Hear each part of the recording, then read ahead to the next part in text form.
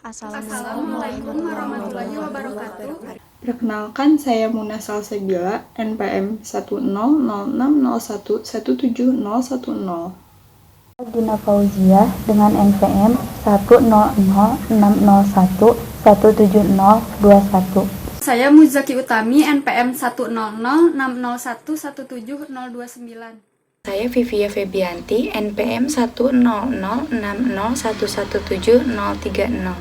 Nama saya Gima Sefira Alamsyah dengan nomor pokok mahasiswa 1006060117052. Nama saya Fiore Rosi Kestana, NPM 1006011170063. Nama saya Nadia Sabitah dengan NPM 1006011170098. Bismillahirrahmanirrahim. Alhamdulillahirrabbilalamin. Salam sejahtera kepada kita semua. Puji dan syukur atas kehadirat Allah Subhanahu wa Ta'ala, karena atas berkat rahmat dan nikmatnya kita dapat melaksanakan seminar kuliah praktik ini walau dalam video saja. Sebelumnya, izinkan kami untuk berterima kasih kepada pembimbing kami, yaitu Ibu Dr. Lisnur Wahida, Dokteranda MSI. Dan pada kesempatan kali ini, kami akan mempresentasikan hasil penelitian kami selama kuliah praktik yang berjudul Deskripsi Jumlah Anggota Keluarga Berdasarkan Jenis Kelamin Kepala Keluarga dari Sensus Penduduk Online tahun 2020 di Jawa Barat.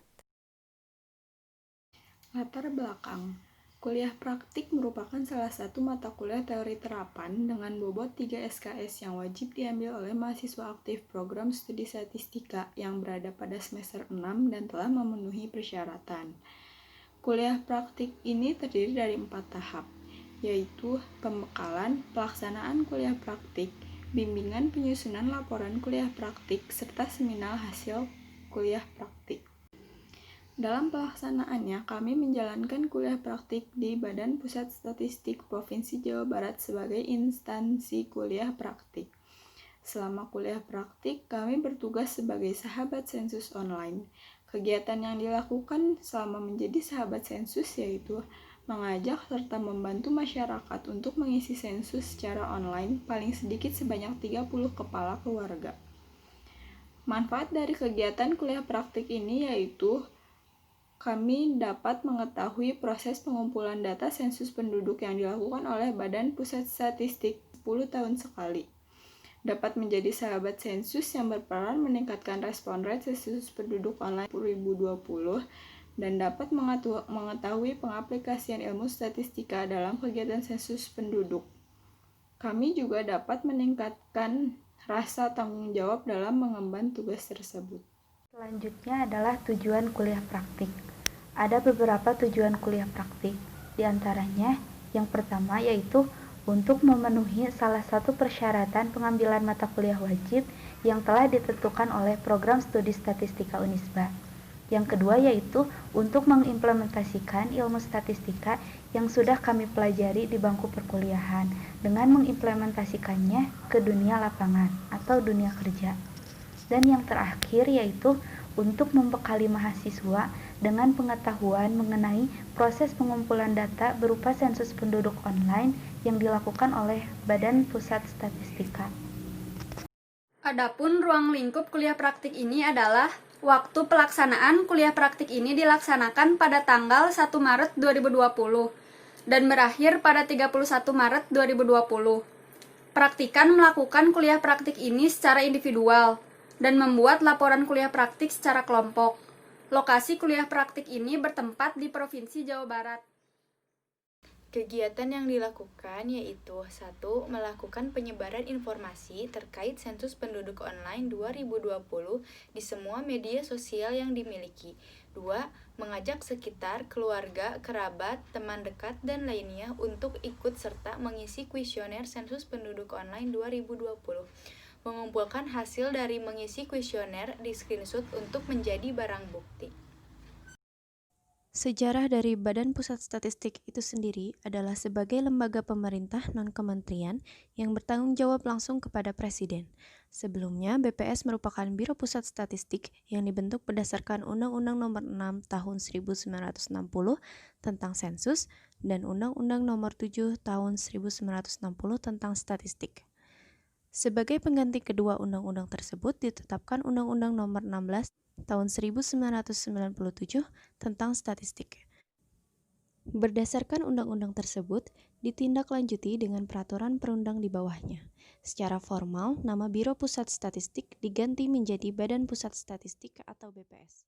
Peranan Badan Pusat Statistika atau yang sering kita tahu BPS apa aja sih? Yang pertama, yaitu menyediakan kebutuhan data.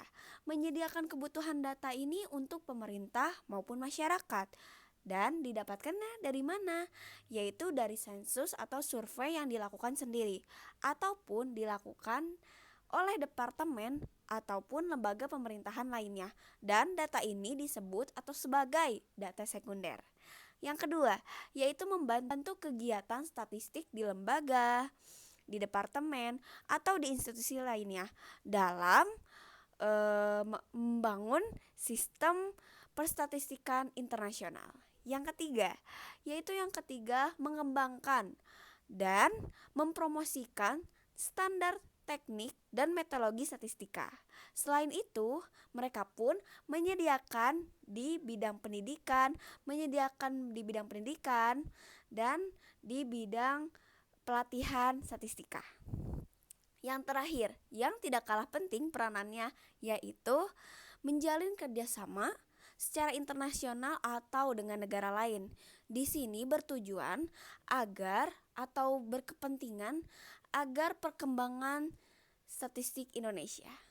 Berikutnya, struktur lembaga Badan Pusat Statistik Jawa Barat. Berdasarkan Keputusan Kepala Badan Pusat Statistik Nomor 121 Tahun 2001 mengenai organisasi dan tata kerja perwakilan BPS di daerah, susunan organisasi BPS di provinsi terdiri dari 1. Kepala, 2. Bagian tata usaha, 3. Bidang statistik sosial, 4. Bidang statistik politik, 5. Bidang statistik distribusi, 6. Bidang neraca wilayah dan analisis statistik, 7. Bidang integrasi pengolahan dan diseminasi statistik, 8. Kelompok jabatan fungsional. Adapun visi misi dari Badan Pusat Statistik yaitu visi pelopor data statistik terpercaya untuk semua. Dan misi yang Badan Pusat Statistik miliki terdapat 3, yaitu menyediakan data statistik berkualitas melalui kegiatan statistik yang terintegrasi dan berstandar nasional maupun internasional, memperkuat sistem statistik nasional yang berkesinambungan melalui pembinaan dan koordinasi di bidang statistik, membangun insan statistik yang profesional, berintegritas, dan amanah untuk kemajuan perstatistikaan. Dan tujuan dari Badan Pusat Statistika Jawa Barat sendiri yaitu menjadi pelopor data statistik terpercaya untuk semua. Pesan selanjutnya yaitu mengenai sensus penduduk. Yang pertama, ada pengertian sensus penduduk. Menurut Undang-Undang Nomor 16 Tahun 1997 tentang Statistik, sensus yaitu cara pengumpulan data yang dilakukan melalui pencucahan semua unit populasi di seluruh wilayah Republik Indonesia. Sedangkan sensus penduduk itu sendiri menurut Peraturan Pemerintah Nomor 21 Tahun 1979 yaitu usaha pengumpulan, pengolahan, penyajian, penilaian, dan juga analisa data mengenai jumlah dan sifat-sifat kependudukan sosial ekonomis dan juga sosial budaya dari penduduk yang pada waktu dilaksanakan sensus penduduk tersebut bertempat tinggal atau berada di wilayah geografis Republik Indonesia. Sensus penduduk memiliki 2 jenis, yaitu pertama sensus de jure. Sensus de jure adalah pencatatan kependudukan hanya kepada mereka yang benar-benar bertempat tinggal di suatu daerah atau negara tempat sensus dilakukan. Dengan menggunakan metode ini, maka akan dapat dibedakan antara penduduk asli yang menetap dan penduduk yang hanya tinggal untuk sementara waktu, atau yang belum terdaftar sebagai penduduk resmi di tempat tinggalnya tersebut. Yang kedua, sensus de facto. Sensus de facto adalah pencatatan kependudukan yang dikenakan kepada mereka yang berada di dalam daerah atau negara tempat sensus penduduk dilakukan, tanpa memperhatikan asal penduduk. Contohnya, Ali merupakan seorang penduduk yang secara sah bertempat tinggal dan juga menetap di Bandung. Tetapi pada saat dilakukan sensus penduduk, Ali ini sedang berada di Jakarta. Oleh sebab itu, oleh si petugas dicatat sebagai penduduk Jakarta. Dan pada sensus penduduk tahun ini menerapkan jenis sensus de facto untuk mendapatkan jumlah penduduk real yang menetap atau berdomisili di suatu daerah. Metode sensus penduduk menggunakan dua metode, yaitu metode householder dan metode canvasser. Metode householder yaitu responden atau penduduk akan diberikan daftar pertanyaan mengenai data kependudukan agar dapat mengisinya sendiri, yang kemudian daftar tersebut diambil kembali beberapa waktu setelahnya. Metode canvasser yaitu pengisian daftar pertanyaan dilakukan oleh petugas sensus dengan cara mendatangi setiap penduduk kemudian mewawancarainya. Adapun tujuan dan manfaat sensus penduduk. Tujuannya yaitu pertama, menyediakan data jumlah, komposisi, distribusi, dan karakteristik penduduk Indonesia menuju satu data kependudukan Indonesia. Yang kedua, menyediakan parameter demografi dan proyeksi penduduk seperti fertilitas, mortalitas, dan migrasi, serta karakteristik penduduk lainnya untuk keperluan proyeksi penduduk dan indikator Sustainable Development Goals atau SDGs. Manfaat apa aja sih dari kegiatan sensus penduduk ini? Yang pertama, yaitu tersedianya data kependudukan dan karakteristiknya. Yang kedua, yaitu dasar evaluasi. Nah, di sini tuh ada dua dasar evaluasinya. Dasar evaluasi pembangunan nasional dan dasar evaluasi pembangunan manusia. Yang ketiga, dasar perencanaan. Nah, dasar perencanaan ini itu tidak satu. Ada di berbagai bidang. Yang pertama, yaitu transportasi. Yang kedua, komunikasi. Yang ketiga, tata ruang dan lingkungan. Yang keempat, ketenaga kerjaan. Yang kelima, perumahan. Yang keenam, pendidikan. Yang ketujuh, yaitu kesehatan. Yang kedelapan, yaitu sosial dan budaya. Nah, ternyata manfaatnya itu mungkin di kalangan umum menganggapnya hanya data kependudukan saja ya. Ternyata banyak sekali manfaatnya.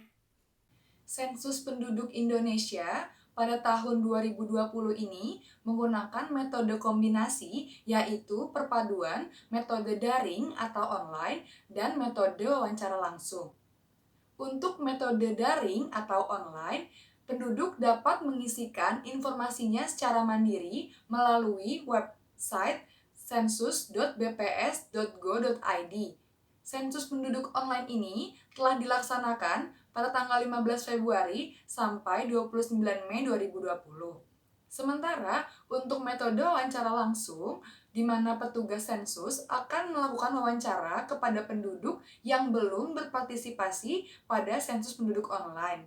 Sensus penduduk wawancara ini akan dilaksanakan pada tanggal 1 sampai 30 September 2020. Kegiatan sensus penduduk online. Pada tahun 2020, pemerintah Republik Indonesia melalui Badan Pusat Statistik dan Kementerian Dalam Negeri melakukan sensus penduduk untuk seluruh wilayah di Indonesia. Untuk tahun 2020 ini, sensus penduduk dilakukan dengan 2 tahap, yaitu secara online dan offline. Dalam sensus penduduk online kali ini dilakukan pencacahan lengkap dengan memberikan 21 pertanyaan yang terbagi dalam 4 kategori, di antaranya variabel individu, pekerjaan, pendidikan, dan perumahan. Cara-cara untuk melakukan pengisian sensus penduduk online dapat dilihat sebagai berikut. Dengan diadakannya sensus penduduk online 2020, membuat salah satu badan pusat statistik di Jawa Barat menjalin kerjasama kepada beberapa universitas di Jawa Barat dengan melibatkan mahasiswa dalam kegiatan sensus tersebut melalui aksi Sahabat Sensus SP 2020. Universitas Islam Bandung melalui Fakultas Matematika dan Ilmu Pengetahuan Alam turut berpartisipasi aktif dalam melibatkan 100 mahasiswa dari program studi statistika sebagai sahabat sensus. Selanjutnya yaitu publisitas sahabat sensus. Kami melakukan publisitas sensus penduduk online di berbagai media sosial. Di antaranya yaitu media sosial Instagram, WhatsApp, Line, dan juga Twitter. Yang pertama yaitu media sosial Instagram. Alasan kami menggunakan media sosial Instagram karena Instagram merupakan media sosial yang paling banyak digunakan oleh kami sebagai praktikan, dan juga Instagram memiliki pengguna yang sangat banyak dan juga aktif. Adapun rata-rata yang kami dapatkan dari publisitas melalui media sosial Instagram yaitu sebanyak 200 akun yang melihat publisitas tersebut. Lalu, melalui media sosial WhatsApp, kami mendapatkan tanggapan sebanyak 67 kontak yang melihat publisitas tersebut. Dan yang terakhir, melalui media sosial Line, kami mendapatkan tanggapan sebanyak 220 akun yang melihat pada open chat. Sebagai sahabat sensus yang ikut berpartisipasi membantu BPS dalam melakukan pengisian sensus penduduk online 2020, tentu saja akan mendapatkan kendala. Adapun beberapa kendala yang dihadapi sebagai berikut. Pertama, tidak semua masyarakat bersedia melakukan sensus dengan berbagai alasan. Kedua, kurangnya pengetahuan mengenai pentingnya sensus penduduk serta teknologi yang digunakan sekarang. Ketiga, kesalahan pada laman sensus seperti overload dan bukti pengisian yang tidak bisa diunduh. Keempat, keraguan masyarakat mengenai pengisian data pribadi kepada sahabat sensus. Kelima, nomor KK dan NIK yang belum terbaharui dalam database yang BPS gunakan. Solusi yang didapatkan yaitu 1. Sahabat sensus lebih giat dalam mensosialisasikan secara rinci mengenai apa itu sensus penduduk, manfaat dan tujuannya. Manfaat untuk masyarakat itu sendiri, menjamin kerahasiaan data yang responden isi, dan terus membujuk masyarakat untuk ikut serta dalam sensus penduduk online 2020.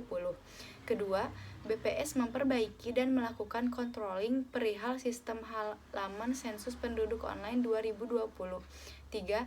Memperbaharui basis data dasar yang digunakan oleh BPS, yaitu data administrasi kependudukan milik Ditjen Kependudukan dan Catatan Sipil. Berdasarkan tabel di atas, dapat dilihat bahwa data jumlah anggota keluarga yaitu sebanyak 33 kartu keluarga dari hasil sensus penduduk online 2020 di Jawa Barat dengan mayoritas berdomisili di Kota Bandung mempunyai rata-rata jumlah anggota keluarga sebanyak 4 orang, di mana hasil ini sama dengan nilai modus jumlah anggota keluarga yaitu sebanyak 4 orang untuk setiap keluarga. Sehingga dapat diketahui bahwa dari 33 kartu keluarga yang memiliki jumlah anggota keluarga yang sama, paling banyak yaitu sebanyak 4 anggota keluarga, dengan jumlah anggota keluarga paling sedikit sebanyak 2 orang dan paling banyak sebanyak 8 orang. Dari 33 rumah tangga yang didapatkan sebelumnya dapat dikelompokkan menjadi 9% atau 3 dari 33 rumah tangga memiliki jumlah anggota keluarga yang terdiri dari 2 orang, 27% atau 8 dari 33 rumah tangga beranggotakan 3 orang, 40% atau 13 dari 33 rumah tangga beranggotakan 4 orang, 18% atau 6 dari 33 rumah tangga beranggotakan 5 orang, 6% atau 2 dari 33 rumah tangga beranggotakan 6 orang, dan 3% atau 1 dari 33 rumah tangga beranggotakan 8 orang, di mana dari keseluruhan terdapat satu yang paling banyak, yaitu dengan jumlah anggota keluarga 4 orang sebanyak 13 rumah tangga. Selain berdasarkan jumlah anggota keluarga, dapat juga dikelompokkan berdasarkan jenis kelamin, di mana 29 dari 33 kepala keluarga berjenis kelamin laki-laki dan 4 lainnya berjenis kelamin perempuan. Keluarga dengan anggota keluarga berjumlah 4 orang memiliki jumlah kepala keluarga berjenis kelamin laki-laki terbanyak, yaitu 12 orang. Sedangkan keluarga dengan anggota keluarga berjumlah 3 orang memiliki jumlah kepala keluarga berjenis kelamin perempuan terbanyak, yaitu 2 orang. Berikut merupakan hasil statistik deskriptif dari data hasil penelitian saya. Dari tabel tersebut dapat dilihat bahwa data jumlah anggota keluarga dari 34 kartu keluarga dari hasil sensus penduduk online tahun 2020 yang saya lakukan di Jawa Barat, khususnya yaitu di Kabupaten Garut, yaitu di Desa Cisero, di Kabupaten Bandung yaitu di daerah Rancaekek, dan juga di Kota Bandung yaitu di daerah Antapani. Didapatkan rata-rata jumlah anggota keluarga yaitu sebanyak 3,76 atau 4 orang untuk setiap keluarganya. Lalu, untuk nilai tengah dari 34 kartu keluarga, didapatkan jumlah anggota keluarga sebanyak 3,5 atau 4 orang untuk setiap keluarganya. Dan untuk modus dari 34 kartu keluarga, yaitu didapatkan jumlah anggota keluarga sebanyak 3 orang.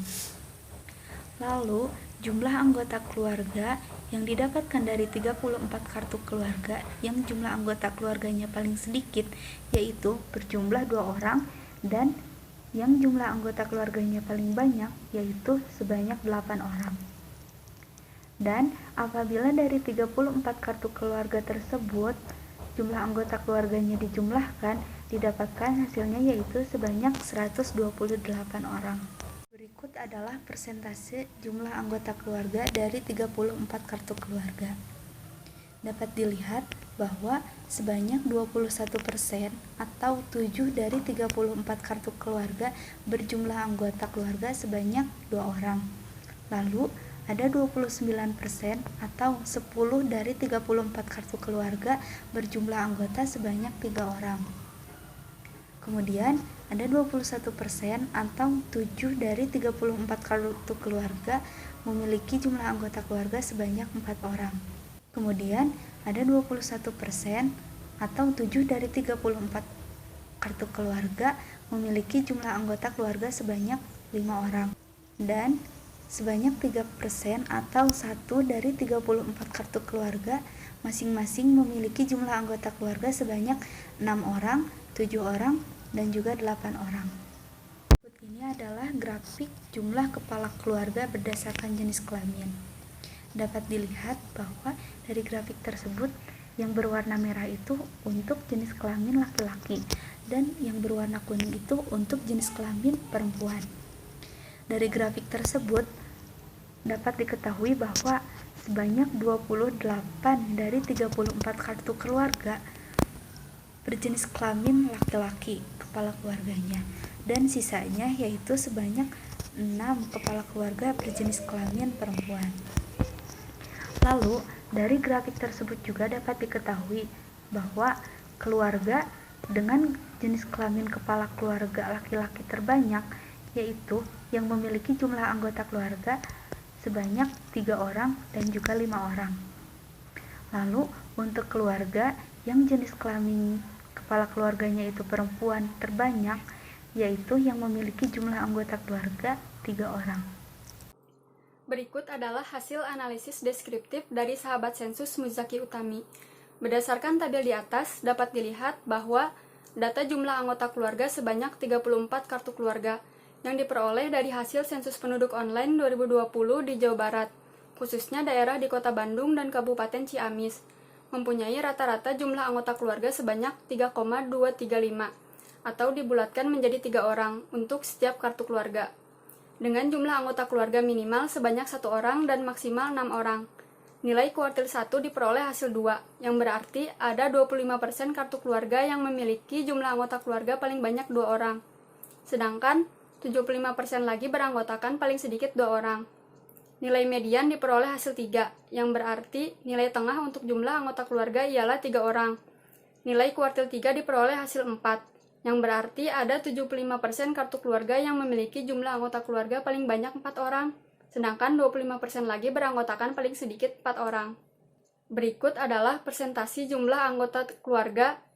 Dapat dilihat bahwa dari 34 kartu keluarga, terdapat 11,8% rumah tangga memiliki jumlah anggota keluarga yang terdiri dari 1 orang.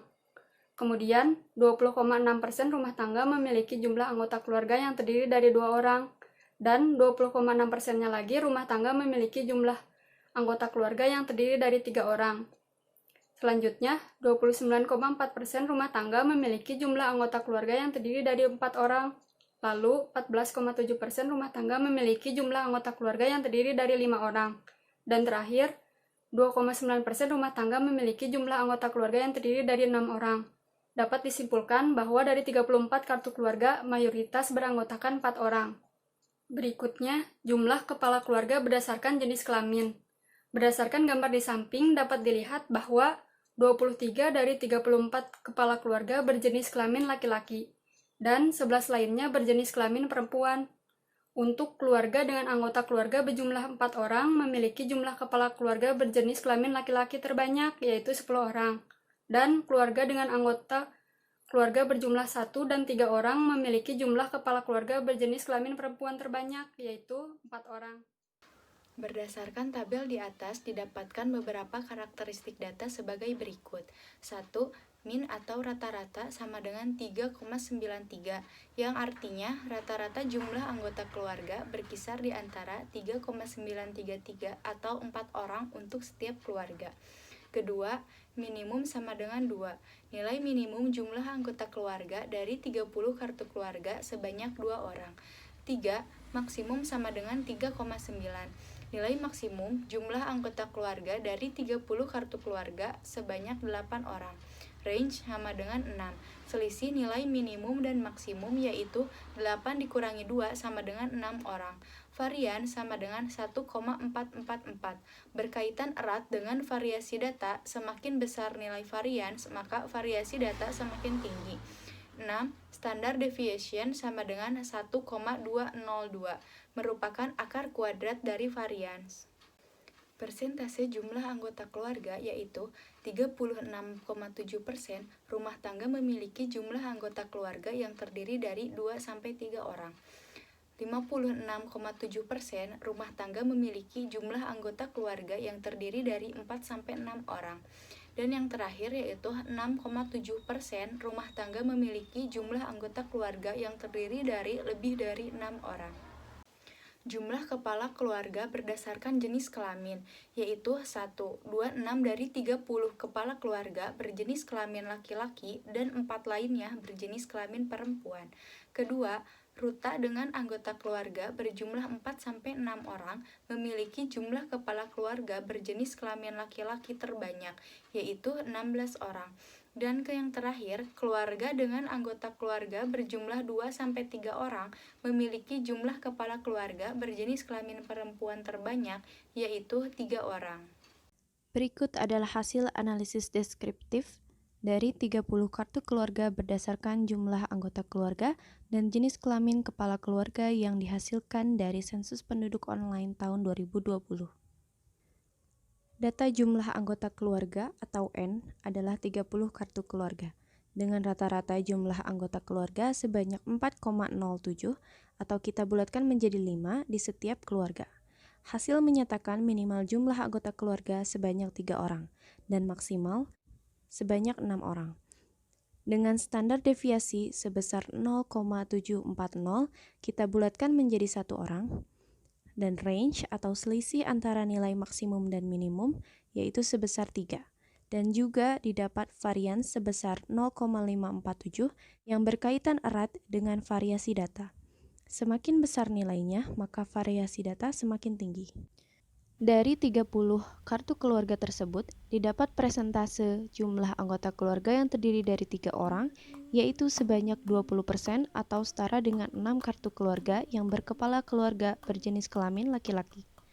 Untuk jumlah anggota keluarga yang terdiri dari 4 orang, yaitu sebanyak 56,67% yang setara dengan 16 kartu keluarga yang berkepala keluarga jenis kelamin laki-laki dan 1 orang perempuan. Selanjutnya, jumlah anggota keluarga yang terdiri dari 5 orang, yaitu sebanyak 20% yang setara dengan 5 kartu keluarga yang berkepala keluarga jenis kelamin laki-laki dan 1 orang perempuan. Dan jumlah anggota keluarga yang terdiri dari 6 orang, yaitu sebanyak 3,33% yang setara dengan 1 kartu keluarga yang berkepala keluarga jenis kelamin laki-laki. Sehingga dapat disimpulkan bahwa dari 30 kartu keluarga, mayoritas beranggotakan 4 orang dengan total jumlah kartu keluarga sebanyak 17. Melalui grafik bisa kita lihat bahwa mayoritas dari 30 kartu keluarga berkepala keluarga berjenis kelamin laki-laki. Untuk jumlah anggota keluarga yang paling banyak berkepala keluarga laki-laki, yaitu kartu keluarga yang beranggotakan 4 orang dengan jumlah sebanyak 16 kartu keluarga. Sedangkan jumlah anggota keluarga yang paling sedikit yaitu kartu keluarga yang beranggotakan 6 orang, yaitu sebanyak 1 kartu keluarga. Untuk jumlah anggota yang paling banyak berkepala keluarga perempuan, yaitu kartu keluarga yang beranggotakan 4 dan 5 orang, yaitu sebanyak 1 keluarga. Kali ini saya akan menjelaskan mengenai deskripsi data, di mana data yang didapat yaitu dari hasil sensus penduduk online 2020 di wilayah kota Cimahi di beberapa daerahnya, yaitu Kelurahan Cipageran, Citerep, Cibabat, dan Desa Cihanjuang. Di mana data ini terdiri dari 30 kartu keluarga berdasarkan jumlah anggota keluarga dan berdasarkan jenis kelamin kepala keluarga. Nah, kita langsung saja ke output yang terdapat di PowerPoint atau yang tersedia di PowerPoint, yaitu yang statistik deskriptif, di mana saya akan menjelaskan dari poin awal hingga poin akhir. Yang dimaksudkan dari output ini yaitu data jumlah anggota keluarga terdiri dari 30 kartu keluarga, di mana tidak ada data yang hilang atau terlewatkan. Atau bisa kita bilang, data yang hilang atau terlewatkan berjumlah 0. Nah, selanjutnya, rata-rata jumlah anggota keluarga di wilayah Cimahi di beberapa daerahnya yaitu beranggotakan 4 orang. Sedangkan untuk data yang mayoritas atau jumlah anggota keluarga yang mayoritas itu beranggotakan 4 orang juga, seperti itu. Nah, untuk jumlah anggota keluarga minimal di wilayah Cimahi di beberapa daerahnya yaitu beranggotakan 2 orang. Sedangkan untuk maksimalnya beranggotakan 6 orang, seperti itu. Jika berdasarkan 30 kartu keluarga, jika dikalkulasikan atau dijumlahkan secara keseluruhan, beranggotakan 127 orang. Nah, untuk persentil atau nilai persentil ini dimaksudkannya yaitu sebesar 25% dari jumlah anggota keluarga di wilayah Cimahi di beberapa daerahnya paling banyak beranggotakan 4 orang, sedangkan sisanya 75% paling sedikit beranggotakan 4 orang, seperti itu.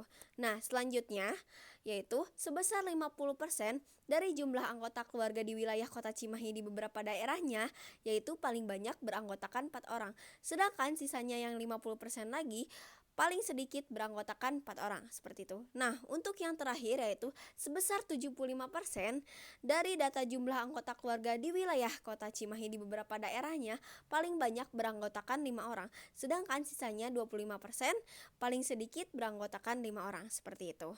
Nah, kita lanjut ke persentase jumlah anggota keluarga, seperti itu. Di mana 2 dari 30 ruta atau 30 kartu keluarga memiliki jumlah anggota keluarga sebanyak 2 jika dipresentasikan 6,67%, dan 4 dari 30 kartu keluarga atau 30 ruta memiliki jumlah anggota keluarga sebanyak 3 orang atau jika dipresentasikan yaitu 13,3% atau 13,33%. 12 dari 30 ruta atau 30 kartu keluarga memiliki jumlah anggota keluarga sebanyak 4 orang dan jika dipresentasikan yaitu sebesar 40%. Nah, untuk selanjutnya 9 dari 30 ruta atau 30 kartu keluarga memiliki jumlah anggota keluarga sebanyak 5 orang, di mana jika dipresentasikan yaitu sebesar 30%. Dan untuk yang terakhir yaitu 3 dari 30 ruta atau kartu keluarga memiliki jumlah anggota keluarga sebanyak 6, di mana jika kita presentasikan yaitu 10%. Nah, untuk selanjutnya yaitu jumlah kepala keluarga berdasarkan jenis kelamin. Nah, jika kita lihat dari jumlah anggota keluarga yang 2 orang dulu atau terdiri dari 2 orang, kita lihat ada 1 kepala keluarga berjenis kelamin laki-laki dan 1 kepala keluarga berjenis kelamin perempuan, seperti itu. Nah, untuk jumlah anggota keluarga yang terdiri dari 3 orang itu memiliki kepala keluarga berjenis kelamin laki-laki 3 orang dan kepala keluarga berjenis kelamin perempuan 1 orang. Nah, selanjutnya untuk jumlah anggota keluarga terdiri dari 4 orang hanya ada kepala keluarga berjenis kelamin laki-laki yaitu sebanyak 12 orang. Nah, untuk jumlah anggota keluarga yang beranggotakan 5 orang, di mana kepala keluarganya yang berjenis kelamin laki-laki sebanyak 8 orang dan berjenis kelamin perempuan sebanyak 1 orang. Nah, yang terakhir yang jumlah anggota keluarganya sebanyak 6 atau terdiri dari 6, di mana semua kepala keluarganya berjenis kelamin laki-laki dan terdiri dari 3 orang.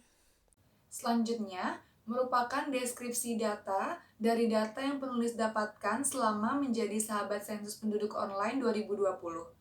Berdasarkan tabel di atas, dapat dilihat bahwa data jumlah anggota keluarga atau N didapat sebanyak 30 kartu keluarga yang mempunyai rata-rata sebesar 4,267 dibulatkan menjadi 5 orang untuk setiap keluarganya. Dengan jumlah anggota keluarga paling sedikit sebanyak 2 orang dan jumlah anggota keluarga paling banyak sebanyak 6 orang. Untuk standar deviasinya didapat sebesar 0,907 dan dibulatkan menjadi 1 orang. Standar deviasi dalam statistik deskriptif biasa digunakan untuk menghitung variabilitas atau keragaman. Dari hasil tabel di atas dapat disimpulkan bahwa data dinilai tidak bervariasi karena nilai standar deviasi lebih kecil dibanding nilai mean atau rata-rata. Berikutnya merupakan persentase jumlah anggota keluarga dari data tersebut. Sebanyak 3% atau 1 dari 30 rumah tangga memiliki jumlah anggota keluarga sebanyak 2 orang. 13% atau 4 dari 30 rumah tangga memiliki jumlah anggota keluarga sebanyak 3 orang.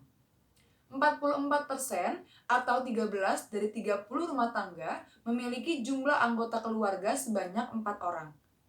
33% atau 10 dari 30 rumah tangga memiliki jumlah anggota keluarga sebanyak 5 orang.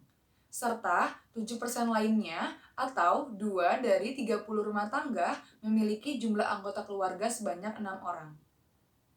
Dari hasil tersebut, dapat disimpulkan bahwa mayoritas rumah tangga memiliki jumlah anggota sebanyak 4 orang. Selanjutnya, persentase jumlah kepala keluarga berdasarkan jenis kelamin. Sebanyak 93% atau 28 dari 30 rumah tangga memiliki kepala keluarga berjenis kelamin laki-laki. Sedangkan 7% lainnya atau 2 dari 30 rumah tangga memiliki kepala keluarga berjenis kelamin perempuan. Kesan dan pesan dari kegiatan sensus penduduk online tahun 2020. Kegiatan kuliah praktik di BPS ini merupakan suatu kebanggaan besar bagi praktikan karena ikut berkontribusi dalam salah satu kegiatan besar Badan Pusat Statistik atau BPS, serta mampu memberikan banyak sekali manfaat serta pengalaman dalam dunia kerja sesungguhnya bagi praktikan. Saran yang dapat kami berikan untuk kegiatan sensus penduduk online tahun 2020 ini yaitu yang pertama, diharapkan untuk BPS lebih menyosialisasikan kembali kegiatan sensus penduduk kepada masyarakat keseluruhan melalui berbagai media. Yang kedua, harap dilakukannya pembaharuan basis data dari Dukcapil agar seluruh nomor induk kependudukan dan nomor kartu keluarga tersedia. Sekian presentasi dari kami, kurang lebihnya mohon maaf. Terima kasih atas perhatiannya. Wassalamualaikum warahmatullahi wabarakatuh.